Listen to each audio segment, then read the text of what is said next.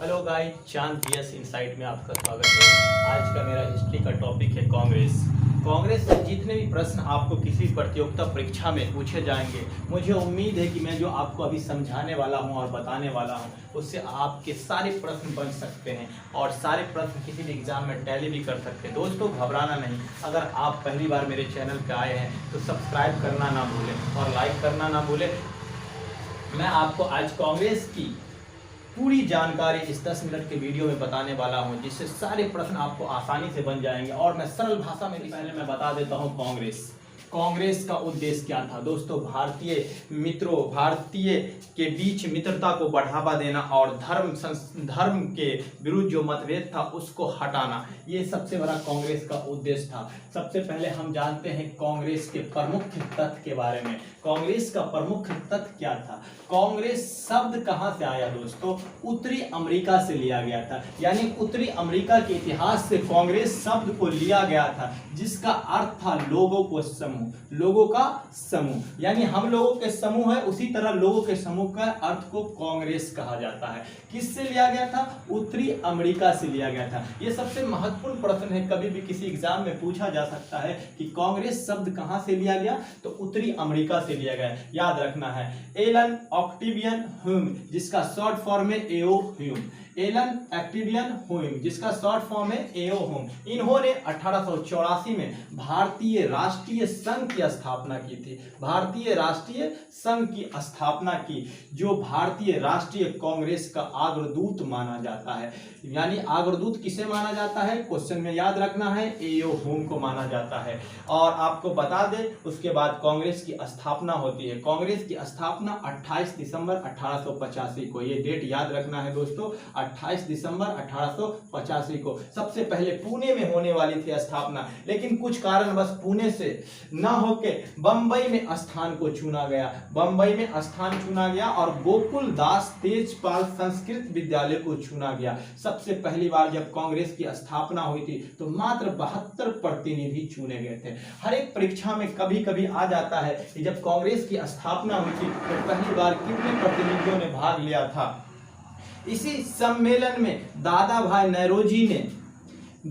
नौरोजी के सुझाव पर भारतीय राष्ट्रीय संघ का नाम बदल दिया गया और भारतीय राष्ट्रीय कांग्रेस किया गया। तो आपसे पूछा जाएगा किसके सुझाव पर भारतीय राष्ट्रीय संघ का नाम बदलकर भारतीय राष्ट्रीय कांग्रेस रखा गया? तो आपको याद रखना है, आपका आंसर होगा दादा भाई नौरोजी। इससे पहले इसका नाम था भारतीय राष्ट्रीय संघ। दादा भाई नौरोजी के सुझाव पर भारतीय राष्ट्रीय संघ का नाम बदलकर भारतीय राष्ट्रीय कांग्रेस रखा गया। और पहली बार जब कांग्रेस की स्थापना हुई तो उसके अध्यक्ष बनाए गए WC बनर्जी, जो हिंदू धर्म से बिलोंग करते थे। WC बनर्जी, जिसे बोमेश चंद्र बनर्जी कहा जाता है। और महासचिव किसे चुना गया, याद रखना, एओ ह्यूम को। मुझे उम्मीद है कि आपको ये सारे पॉइंट समझ में आ गए होंगे। दूसरा, भारत के वायसराय उस समय लॉर्ड डफरिन थे। कौन थे? ये इंपोर्टेंट प्रश्न है दोस्तों, याद रखना है कि भारत के वायसराय कौन थे, तो लॉर्ड डफरिन थे। लॉर्ड डफरिन ने कहा था कि कांग्रेस तो सूक्ष्मदर्शी अल्पसंख्यकों की संस्था है। किसकी संस्था है? सूक्ष्मदर्शी अल्पसंख्यकों की संस्था है। किसने कहा था? लॉर्ड डफरिन ने कहा था। यह महत्वपूर्ण प्रश्न है। उसके बाद कर्जन ने कहा था कि भारत में रहते हुए मेरी प्रबल इच्छा है कि मैं कांग्रेस को शांतिपूर्वक मरने में मदद कर सकूं।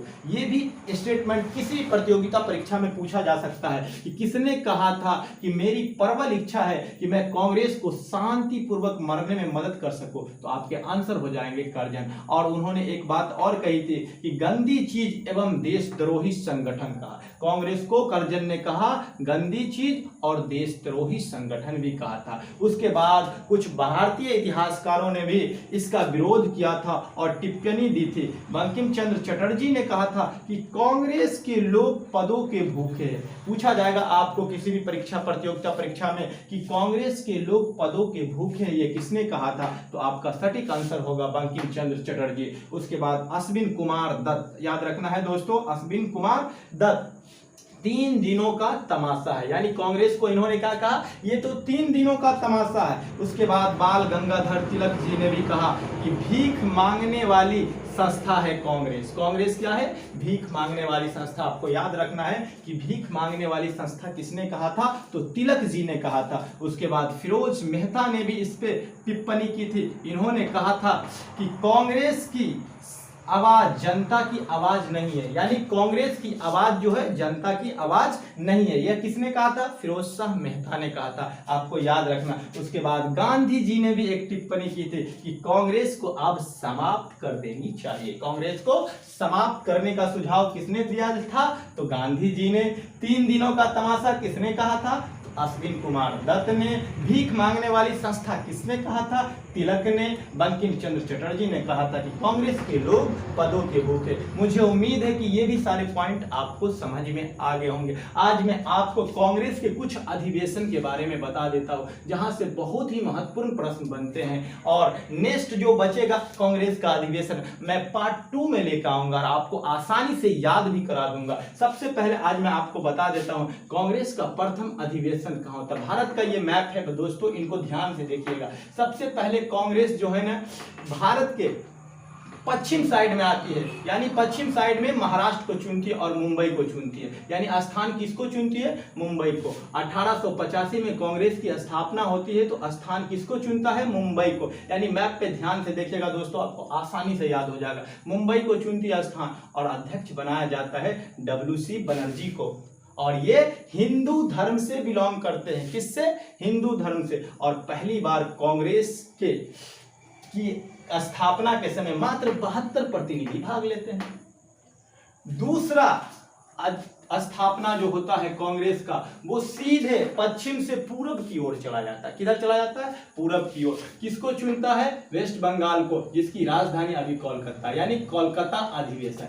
इसमें अध्यक्ष किसे बनाया जाता है, दादा भाई नौरोजी को। किसको बनाया जाता है, दादा भाई नौरोजी को। अब प्रतिनिधियों की संख्या बढ़ जाती है, यानी 72 से कितना हो जाती है, 436। 72 से कितना हो जाती है, 436। दादा भाई नौरोजी क्या थे, ये पारसी थे। क्या थे, पारसी। देखिए सबसे पहले वे हिंदू, उसके बाद पारसी। पहला मुंबई, दूसरा कोलकाता। मुझे उम्मीद है कि आपको याद भी हो रहा होगा। तीसरी बार अब पूरब से सीधे आ जाती है दक्षिण की तरफ, यानी पहले इन्होंने पूर्व पश्चिम में मुंबई को चुना, दूसरी तरफ पूर्व में बंगाल को चुना यानी कोलकाता को। तीसरी बार आती है तमिलनाडु में और वो मद्रास को सिलेक्ट करती है। तीसरा अधिवेशन कांग्रेस का 1887 में होता है और इसके अध्यक्ष के रूप में बनाए जाते हैं बदरुद्दीन तैयब जी, यानी प्रथम मुस्लिम अध्यक्ष। पहली बार हिंदू, दूसरी बार पारसी, तीसरी बार कौन, मुस्लिम अध्यक्ष। कब, 1887 में। मुझे उम्मीद है कि याद हो गया होगा। चौथा अधिवेशन अब सीधे दक्षिण से उत्तर की तरफ जाती है और यूपी राज्य में इलाहाबाद को चुनती है। यूपी राज्य में इलाहाबाद को चुनती है। चौथा 1888 में अध्यक्ष बनाते हैं जॉर्ज यूले को, जो प्रथम अंग्रेज थे। तो कांग्रेस ने बहुत ही अच्छा अपने दिमाग का इस्तेमाल किया कि अगर कांग्रेस को बढ़ावा देना है तो सबसे पहले उन्होंने हिंदू धर्म को अपना अध्यक्ष बनाया, फिर पारसी को, फिर मुस्लिम को, अंग्रेज को। इसी तरह से पूरे देश में कांग्रेस फैलता चला गया। दोस्तों ये वीडियो अगर आपको अच्छी लगी होगी तो आपसे मैं रिक्वेस्ट करता हूं कि नेक्स्ट वीडियो के लिए अगर आपको इंतजार करना है तो सबसे पहले मेरे चैनल को सब्सक्राइब करें और लाइक करें। मुझे उम्मीद है कि आपको सारे प्रश्न सरल भाषा में समझ में आ गए होंगे। दोस्तों बहुत ही जल्दी मैं आपके लिए दूसरा पार्ट भी लेके आने वाला। Thank you so much for this watching this video.